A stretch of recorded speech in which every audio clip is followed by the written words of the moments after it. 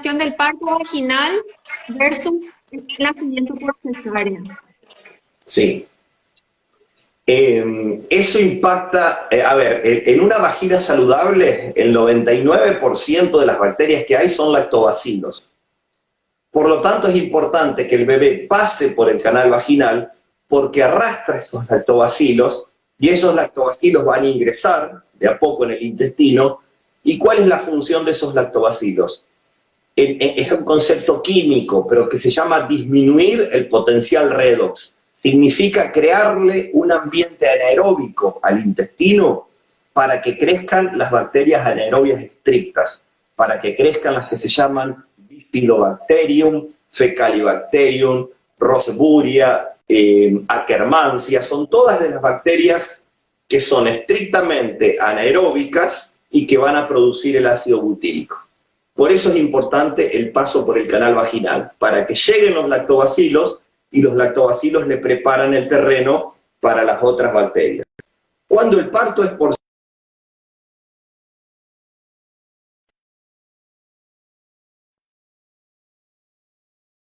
el ambiente, muestran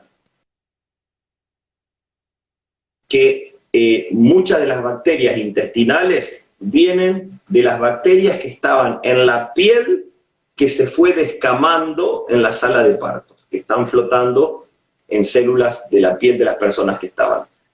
Y esas bacterias diferentes que se adquieren por parto por cesárea van a ir cambiando de forma diferente de la forma que la hacen las bacterias que se adquirieron por parto vaginal.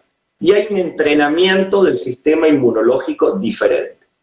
Y ya se sabe, hay estudios de asociación muy importantes, que los chicos que nacen por cesárea tienen más riesgo de desarrollar enfermedades crónicas no transmisibles. Diabetes, sobrepesos, alergia al huevo, a la proteína de leche de vaca, al maní, a pescado, a distintos tipos de proteína. Y a ver, es algo que yo siempre digo, la mamá que tiene que tener una cesárea no se tiene que sentir culpable, no es una sentencia inmunológica la cesárea, pero los profesionales de salud se tienen que replantear si son necesarias tantas cesáreas. Hay una tasa de cesárea que yo creo personalmente que muchas veces no corresponde. Entonces, por un lado, replantear el profesional de salud parto vaginal versus cesáreas, y si la mamá tiene una cesárea, tiene que apuntar, tiene que sostener aún más la lactancia materna. La lactancia materna, la leche materna, puede contrarrestar en parte esa disrupción microbiológica que implica un parto por cesárea. Ahora, si se da lo que se llama, lo que yo le digo, la tormenta perfecta, ¿qué pasa? Parto prematuro, cesárea, poca lactancia materna.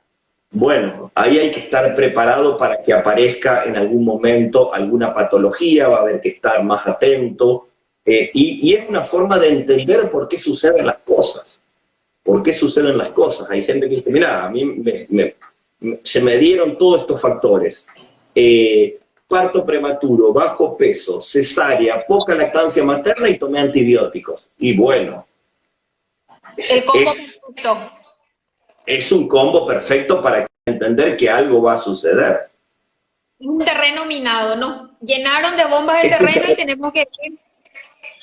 Exactamente, exactamente. Por eso hay que tratar de abordar esto desde todo, es decir, empezar con la nutrición de la mamá, como vos decías, 500 días antes de decidir embarazarse. Sostener la lactancia materna, tratar de llegar a un parto vaginal. Ahí alguien decía 60% de cesáreas. Cuando nosotros hicimos un estudio de leche materna y le preguntábamos a la mamá, ¿cómo tuviste tu bebé? El 70% nos dijo por cesárea. Es un número muy elevado. La Organización Mundial de la Salud recomienda no más de un 10% de cesáreas. Y CEPO, hablábamos de CEPO, me comentaba que en Finlandia las cesáreas no llegan al 5%. Por lo tanto, y no somos tan diferentes a los finlandeses desde el punto de vista genético. Ahí hay una cuestión de un Estado que trabaja en la promoción, no llegan al 5%. Realmente nos hace pensar, yo creo que... En teoría, nuestras tasas de cesárea rondan el 40%, pero yo soy una convencida de que nos quedamos cortísimos con esos porcentajes que estamos alcanzando. Sí. Fácilmente estamos hablando de un 80% de cesáreas, sobre todo en los hospitales que no son públicos, ¿verdad? Claro, exactamente. Y decía yo, o sea, leyendo un poquito para la charla de hoy, o sea, fíjate que nosotros de repente existen indicaciones que son precisas para la cesárea, pero cuando no, sí. Lo mismo que cuando no, para la leche, para los ciudadanos de leche materna, ahí es donde, como vos decís, es volver a replantearnos como médicos responsables de la salud de esos niños cuyas vidas van a terminar en 80 años, no terminan en 2-3 años, terminan en 80 años. Y lo que nosotros planteamos hacer con ellos en los primeros 1000 días de vida condiciona esos 30.000 días después de vida. Exacto. O sea, y yo siempre digo, tal vez... Sí, yo no culpo directamente a los médicos de que hay una intención de hacer cesáreas.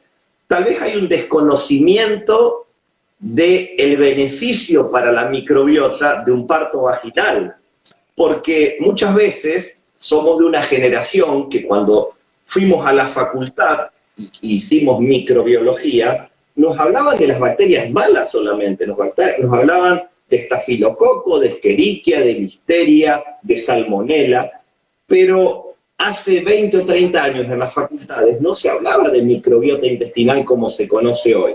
Por lo tanto, yo creo que va a haber, incluso a nivel educación, a nivel de universidades, se tiene que empezar a hablar más de estos temas y eso va a generar la conciencia para replantear el uso de antibióticos, las cesáreas, la alimentación rica en azúcares y en grasas. Es decir, que hay muchos factores que afectan a la microbiota que los están empezando a tener en cuenta. La medicina, la nutrición y la medicina en todas sus especialidades, porque hasta la psiquiatría ya empieza a ver a la microbiota, porque se sabe que muchas veces estas sustancias agresivas o para cuadros psiquiátricos, muchas veces puede generar un círculo vicioso, porque terminan afectando a la microbiota afecta el eje intestino-cerebro. Muchas veces, muchos cuadros psiquiátricos se mejoran con la alimentación, porque hay una mejora en la microbiota. Entonces, yo creo que toda la medicina está empezando a mirar lo que pasa en el intestino, que fue probablemente el órgano menos atendido por...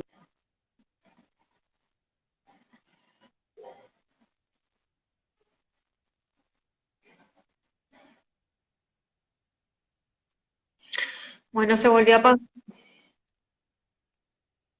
Vamos a ver. Vamos a ver porque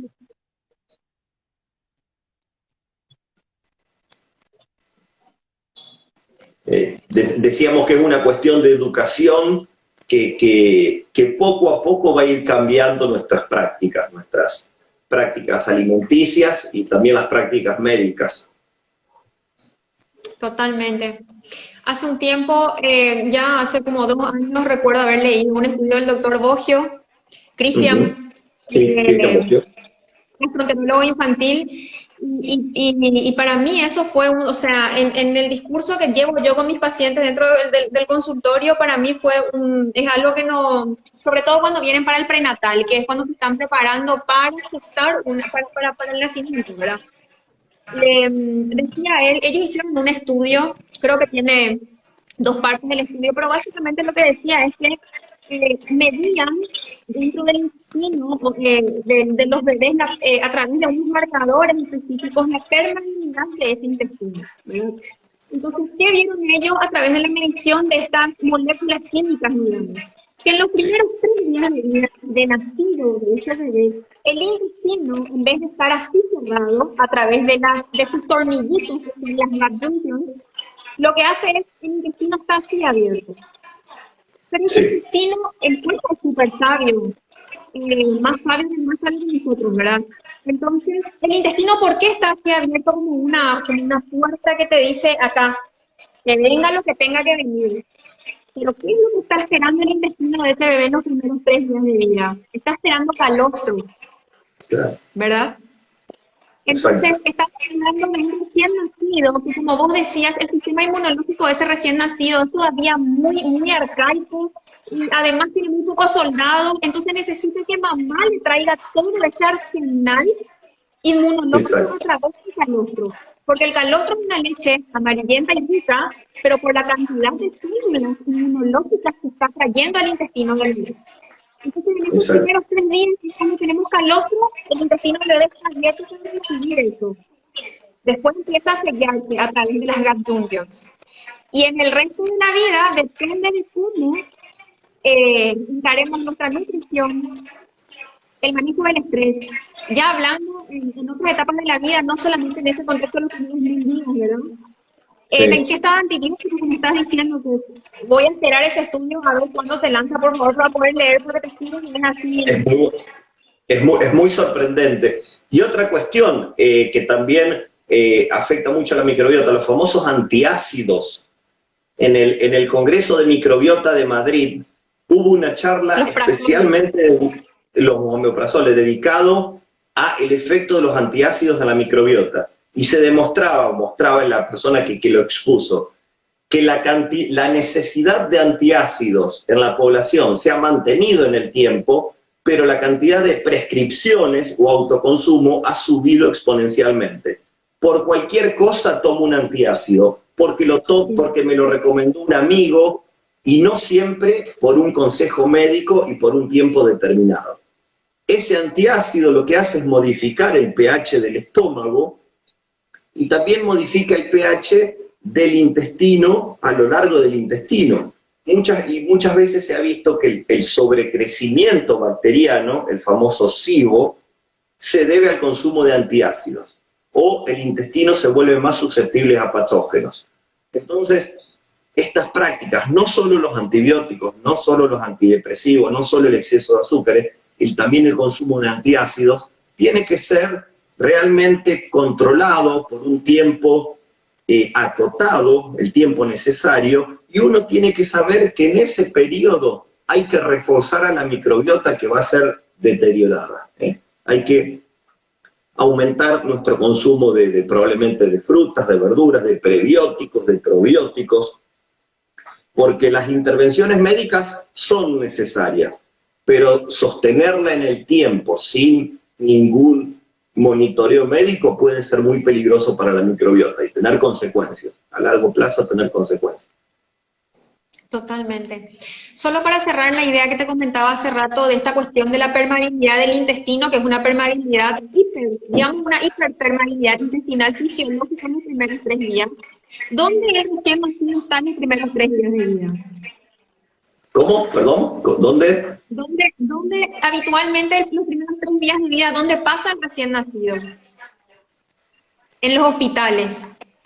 En los hospitales, sí. Entonces, Sí. en los hospitales es como un ambiente donde se es mucho más vulnerable a poder caer en la tentación de administrar las fórmulas.